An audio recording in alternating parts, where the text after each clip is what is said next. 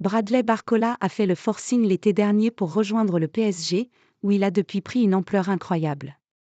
De quoi forcément donner des regrets à l'Olympique lyonnais.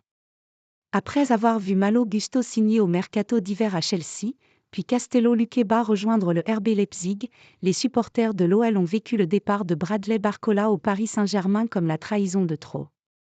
Et peu importe si la vente du jeune attaquant a rapporté 50 millions d'euros dans les caisses du club de John Textor, à l'époque il y en avait besoin, la colère lyonnaise a explosé lors de la venue du PSG au Groupama Stadium à l'automne.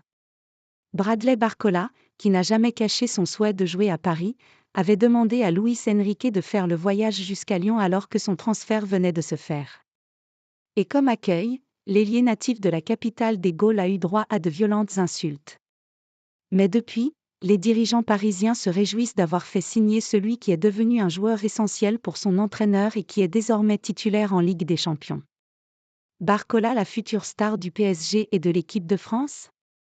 Pour Fabrice Pancrate, il est clair que le transfert de Bradley Barcola de l'Olympique lyonnais au Paris Saint-Germain doit laisser un goût amer aux responsables de l'OL, mais que du côté de Paris, on ne regrette pas du tout les 50 millions d'euros dépensés pour signer un attaquant à qui l'équipe de France de Didier Deschamps semble désormais se profiler, et pourquoi pas pour l'Euro 2024 en Allemagne. Moi, j'étais confiant quand il a signé, il fallait surtout se concentrer sur la qualité intrinsèque du joueur. La première fois que je l'ai vu jouer avec Lyon, je me suis dit, mais c'est qui, ce joueur ? Ce qu'il faisait était impressionnant. Lyon doit se bouffer les doigts, même s'il n'avait pas le choix.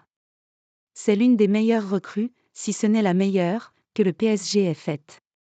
Enrique s'est vite rendu compte que le penchant de Dembélé à gauche, c'était Barcola, explique, dans SoFoot, l'ancien attaquant du PSG qui lui aussi avait rejoint très jeune le club de la capitale.